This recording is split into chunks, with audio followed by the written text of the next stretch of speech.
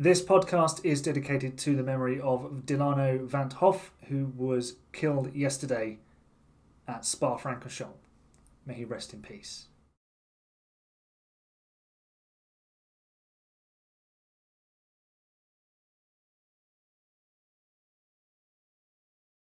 On a tragic weekend for motorsport where we lost a young racer, Max Verstappen took his fifth win in a row. And, some things just never change in Formula One. Red Bull are continuously on top. They topped every single session this weekend with Max Verstappen. So,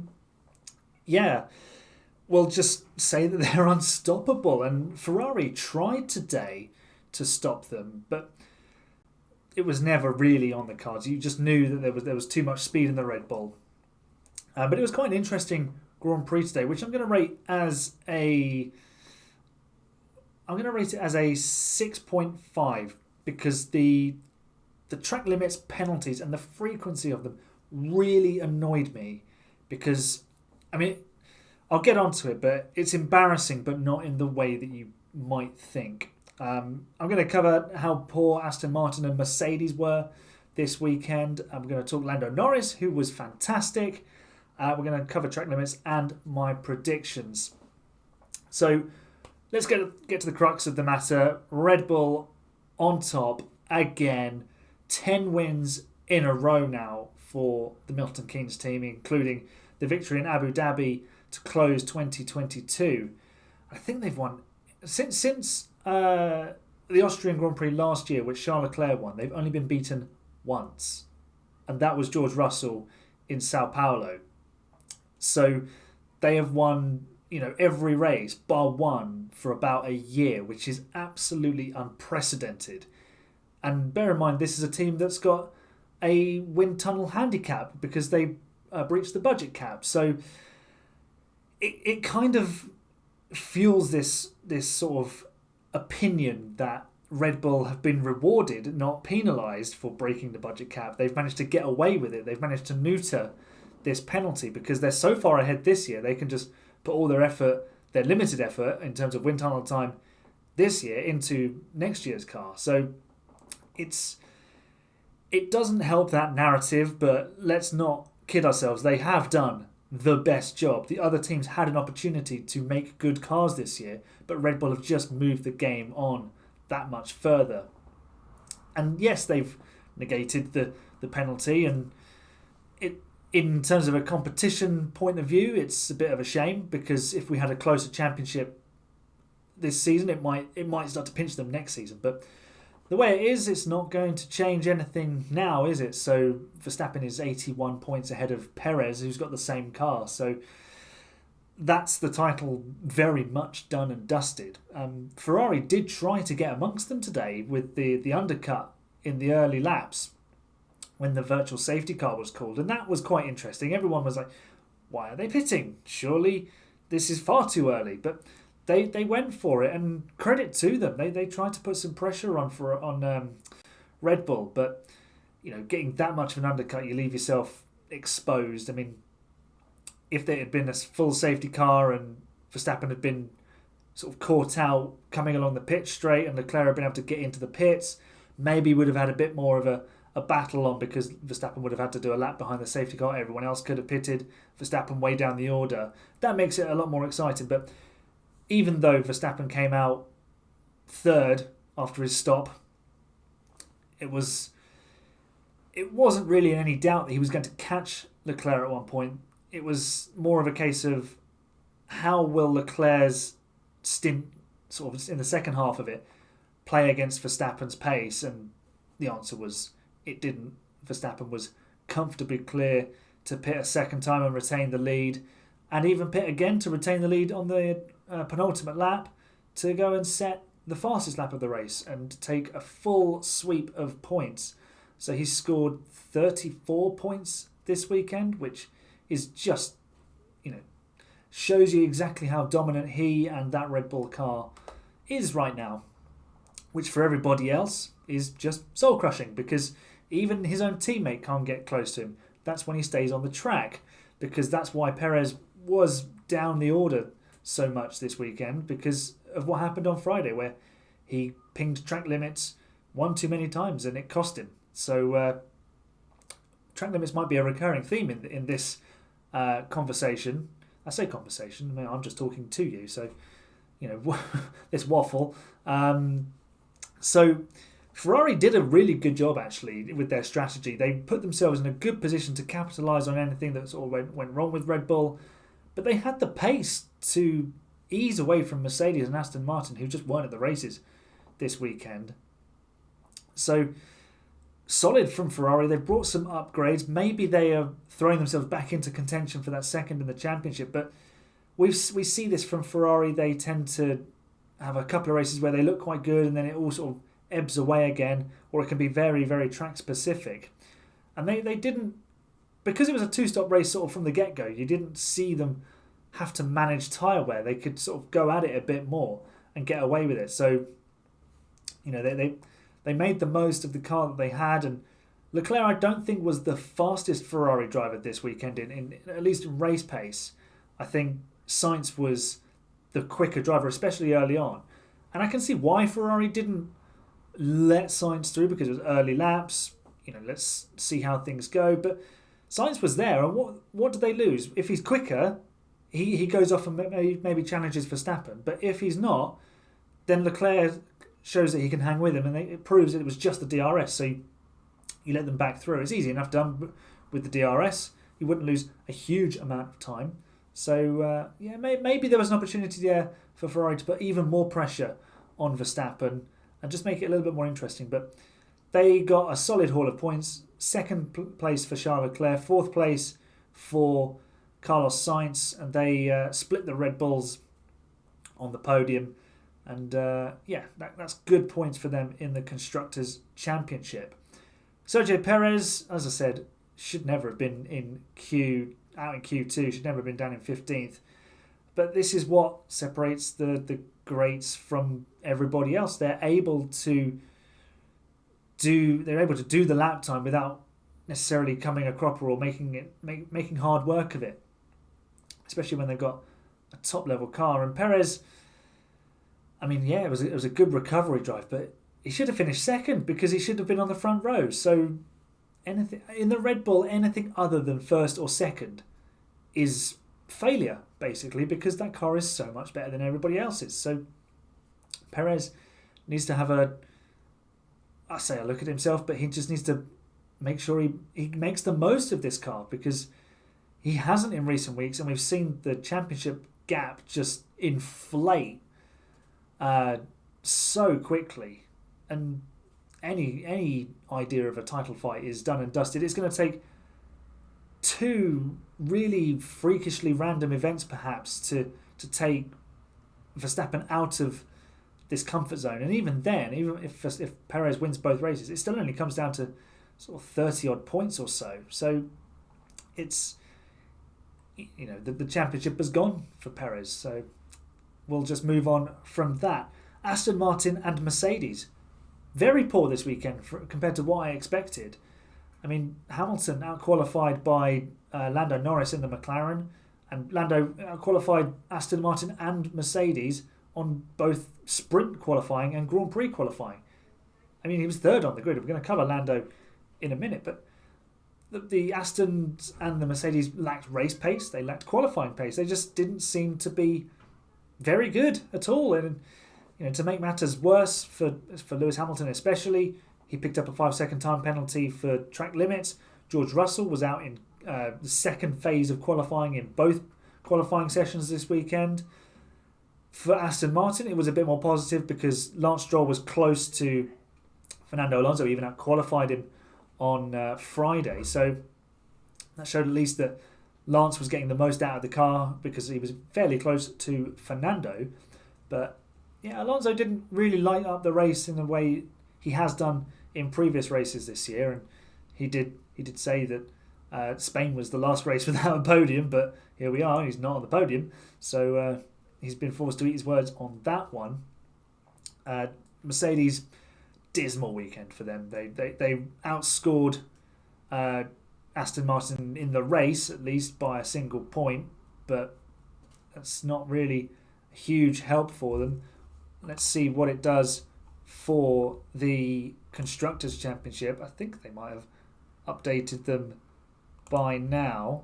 That looks about updated. So the gap is now just 6 points between Aston Martin and Mercedes, and Ferrari are on 158. So Mercedes 178 points, Aston Martin 172, Ferrari on 158. So just 20 points covering second and third, and Red Bull are almost 200 points ahead of Mercedes. That's how dominant that car is. They've just annihilated everybody else. But this is, I know there's sort of questions about extending the point scoring to for more teams to score points. I kind of feel that there could be something done in that regard, because if you look at the way the top teams are hogging all the points, Red Bull 377, Mercedes 178, Aston Martin 172, Ferrari 158. Then there's a massive 110 point drop off to Alpine, who've got 48. And then back to McLaren is still another 21 points, so they're on 27. Haas have got 11, and it all sort of tails off from there. So yeah, okay, a few points here and there for the sprints for lower teams, like Haas getting 6th in the sprint with Hülkenberg, but I mean, it doesn't really show the quality of the work that they're doing. And you could say, yeah, they don't deserve to score points, but the points add up to prize money and stuff like that. So I've taken a bit of a tangent here. So we'll get back to the actual Austrian Grand Prix itself, and we'll talk about Lando Norris. It's so good to see Lando Norris doing well again with McLaren. I mean, he's done some brilliant races, but he always seems to go well around the Red Bull Ring. It's not been an easy season for McLaren. Their car admittedly was not good at the start of the year, the one that they launched, and they brought some upgrades in Baku, and it didn't really transform the car in the way they'd hoped. But this weekend, the upgrades they put on the car on Lando Norris's machine really did throw them forwards, didn't it? They were ahead of Alpine. I think if they put the upgrades on Piastri's car, then there's a strong possibility that both McLarens would have been in the top 10. Both McLarens would have scored points. As it was, Piastri damaged his front wing because he was fighting in the sort of the back marker pack, and ended up very, very way down the order. I don't actually remember. I think he was 19th at one point. He was. I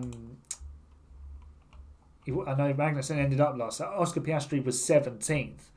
So that shows you just how big of a step potentially these upgrades are. I mean, the Red Bull Ring is short, and Lando was able to hang around in the DRS zone of the likes of Hamilton and Sainz to hang in there. But he had an advantage over Alonso the whole way through the race. He finished 4 seconds ahead of the Spaniard. So, Lando did a very, very good job. And it's just so good to see him up there competing with the drivers that we know his ability is on a par with, or even beyond, in potentially the case of Carlos Sainz and Sergio Perez. Not to say that they're terrible, but I think Lando Norris really is the real deal. And it's when we see George Russell up there with Mercedes, and we see him duking it out with the likes of Leclerc and Perez and Sainz and Verstappen and Hamilton and Alonso, it's great to watch, because this is the next generation coming through, the ones that are going to be taking the fight to Verstappen if they get the car that's required. And Lando's cut a bit of a full-on figure at times this season, knowing that you're going to pitch up and you're shooting for P9 at best, maybe P10, and if Alpine are too quick, you're not going to score points without reliability failures. So it's great to see a driver of Lando Norris's quality back in the top 10, fighting right at the front of points. I mean, there was a point in the sprint where he looked like he might be about to take the lead, but he ended up in anti-stall at turn 3 instead of P1. So, that's just swings and roundabouts, the way sport goes, unfortunately. But Lando did a fabulous job, a couple of really nice overtakes as well. One on Lewis Hamilton, which was really nicely executed. So great to see him and McLaren back in the top 10. And so my final point that I wanted to cover in this chat is the track limits. And I thought it was just embarrassing for Formula One rather than the drivers, because I'm all for policing track limits effectively, but the problem I had was, especially in qualifying, was the delay between a lap being deleted after it, the sort of the gap between it being done and then the lap being deleted. So there was several minutes, and like Red Bull were caught out by this, I say, because they were always going to go out and do another lap in Q1, but the time was then gone. So I know it's the same for everybody, but I think in the race it became a little bit silly with all of the laps that were deleted. I haven't seen a number that were deleted, but I reckon it would have been maybe 3 digits, because there were 6 or 7 drivers who got penalties. There were more that got black and white flags, and there would have been more who got at least 1 or 2 track limit violations and had laps deleted. I think it's a problem that we run into every time we go to Austria. We run into the same issues around the Red Bull Ring: track limits and traffic in the final sector in qualifying. I mean, what could you do? You could run a one-shot quali to minimise the amount of cars, or you can do a 2-step split Q1 or something like that. Formula 2 have done that in the past. The Formula 3 and Formula 2 qualifiers were just outrageous because they were just going around all together. And Formula 3, essentially, at one point we had 5 wide in qualifying. It was absolutely insane. But it's dangerous as well, because if someone's going quickly or someone does something unexpected, you're going to have a pile-up. But with track limits, the drivers are pushing these cars to the maximum. These are big, heavy cars. And when they understeer, you've just got to wait, I suppose. I'm not a Formula One driver. I'm not a physics person either. But there is a limit to physics. And once you turn the car and it grips up and it doesn't turn enough, you're at the mercy of the grip you've got. So, yes, you could slow down more. But this is competition. We don't want to see them tippy-toeing through a final corner just to stay within track limits. We want to see the boundaries pushed. We'd soon enough pipe up that they weren't pushing hard enough. And obviously we have to the Red Bull Ring have to cater for MotoGP, motorbike racing around that circuit. So you can't put gravel or grass there because they need the runoff area to protect them.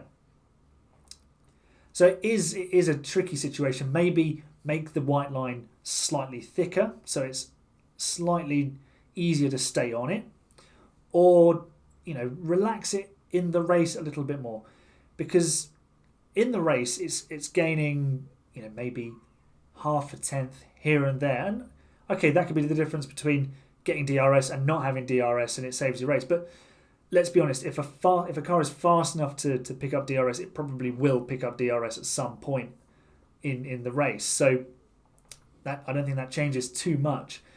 But to see Formula One drivers, and the guys on Sky said about disciplined drivers, and I have a bit of a bone of contention with that, because you're talking about a 7-time world champion, 103 races won, Lewis Hamilton, as ill-disciplined.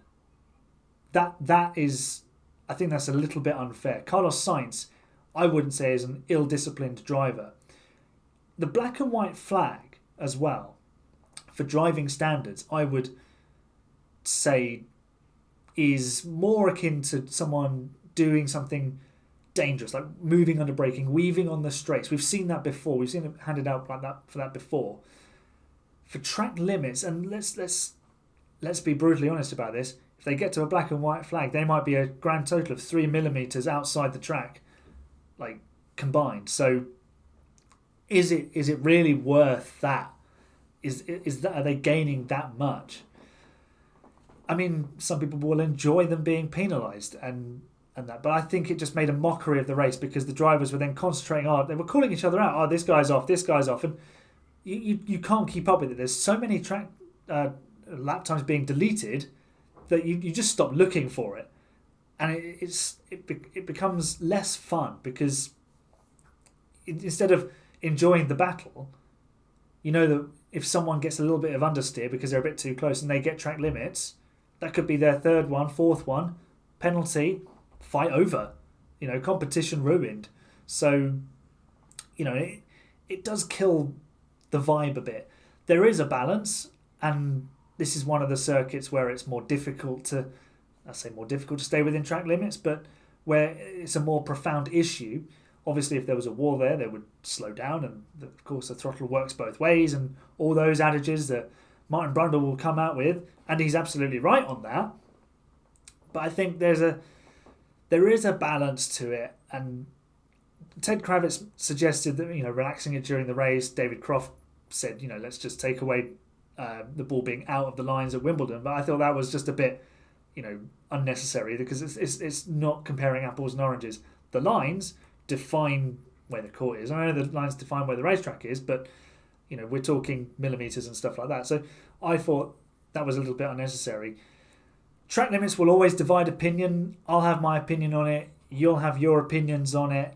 Let's debate it in the comments. Did you think the penalties got out of hand?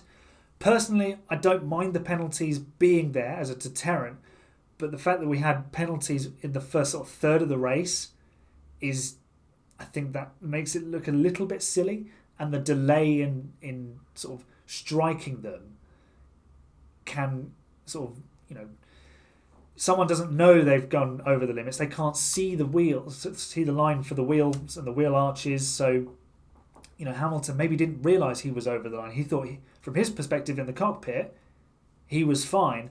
And then by that time, he's already racked up three strikes, and then the fourth. So there is a solution, surely, but I think it's a problem we're going to run into every time we go to the Red Bull Ring, as well as the traffic problems in qualifying on shorter circuits. There needs to be something done about that. If you need to have a different qualifying format for shorter circuits to ensure drivers aren't getting in each other's way. Thankfully, this weekend, no real incidents, but we have seen very, very scary incidents in Austria before, a couple of years ago in 2021, Alonso and Vettel, I think it was. So there's things for Formula One to consider.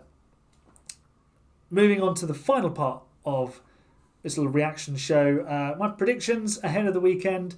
Let's go with the 5 things that would definitely happen and see how many of them did. I went for a Mercedes front row, a Mercedes car on the front row. Nope. They didn't even get into the top 4, so way off on that one. Logan Sargent to make Q2. He did not. He qualified 18th. Sergio Perez not to be on the podium. Well, I mean, Carlos Sainz did his best to make that one true for me, but Checo found his way onto the final step of the podium. Lando Norris for points. I'm very happy to report that one came in. And a Ferrari power unit to fail, a Ferrari powered car to fail to finish the race. Nico Hülkenberg did the honours for me on lap 14 with the Ferrari power unit having another barbecue in the Styrian Mountains. And my race weekend predictions, Max Verstappen pole position.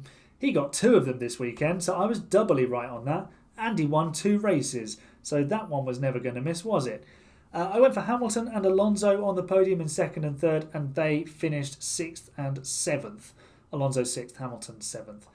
So they didn't come in. So a total of 2 out of 5 on the 5 things that would definitely happen, and 2 out of 4 on my weekend predictions. So, I mean, not my strongest weekend for predictions, that's to be said, but still an interesting weekend of Grand Prix racing. The Formula 2 race, by the way, was absolutely incredible. What a finish to the race that was. And the commentary, a shout out to Alex Jakes and Alex Powell. They did a great job keeping up with all of that. Wild action. The cars just, at one point, the timing ladder on the left-hand side was just, moving all the time. Drivers on fresh tyres after a safety car, moving forward, 2 cars dropping back. Wild stuff. If you haven't seen it, go back and watch it. It was superb. That's that for this episode. I'm going to go and set up my driver ratings. I've already written them down, so I'll go and record that shortly. I've also embarked on a pad versus wheel F123 co-op career with Grid Talk host Ruby Price, who's been a guest on this show before ahead of the season. So that's coming out soon if you're into your virtual sort of, I won't say esports, but virtual racing. So we're going to be doing a co-op career. That video is in editing at the moment. There'll be predictions for the British Grand Prix, which I'm really looking forward to. Silverstone's always a great weekend, a great event where Formula One was born back in 1950, of course. There'll be the wheel spinner predictions, the 5 things that will definitely happen at the British Grand Prix, and hopefully some IndyCar content coming soon as well, because I see all the views that keep getting put on the IndyCar is better than Formula One, and it has been this season. IndyCar has been probably the best motorsport series to watch in terms of single-seaters. I mean, you've got Formula One with not a lot in terms of competition for the title. You've got Formula E, which is everybody overtaking all the time, and then you've got IndyCar, which is sort of something in the middle, which is a very happy balance. I'll be watching the Mid-Ohio Grand Prix later on this evening, so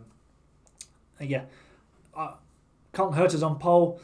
Wonder if Alex Palou will be doing his best Max Verstappen impression and going on to win that race as well. He's won 4 of the last 5 races or something crazy like that. So yeah, it's wild. So Alex Palou doing a great job out in the States. You can catch up with me on the Formula 2 with the F2 show later this week. Their host Fraser Ford was in the paddock getting some exclusive interviews for the website there. So go out and check out InsideF2.com.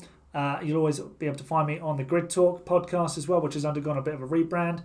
So go and search for them at Grid Talk UK. You can find this show at AHGP Pod on Twitter, AH Grand Prix on Instagram. You can find it on TikTok as well, which is AH Grand Prix. And of course, you can find it here on YouTube.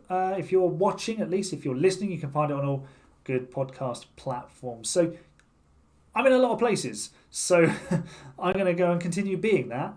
And I will see you next week for the British Grand Prix build-up and the review, the reaction podcast. So have a good week, everyone. Hope you enjoyed the Austrian Grand Prix, and I'll see you again very soon.